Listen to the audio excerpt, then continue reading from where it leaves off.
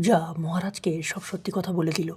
উড়ানের আজকের পর্বে দেখবেন পূজা মহারাজের কাছে গিয়ে জোরে জোরে গান বাজাতে থাকে, ঘুমোতে দেয় না, দুজনের খুনসুটি দেখা যায়।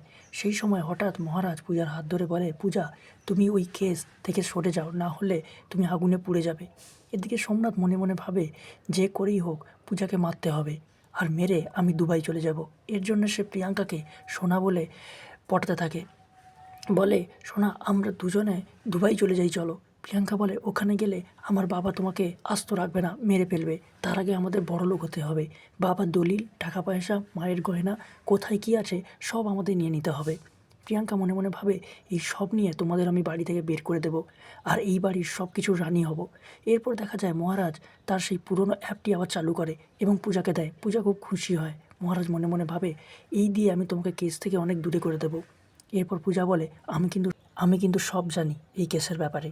মহারাজ বলে, তুমি কি জানো? পূজা বলে, আমি সব জানি। আমি জানি তুমি এই খুনটা করনি, করেছে তোমার দাদা সোমনাথ মুখার্জি, আর তুমি নির্দোষে বনবাস করেছো। তখন মহারাজ খুব ক্ষিপ্ত হয়ে যায় এবং ঘরের দরজা লাগিয়ে বলে, পূজা এই কথাটা যেন এই ঘরের বাইরে না যায়, তাহলে কিন্তু তুমি শেষ হয়ে যাবে।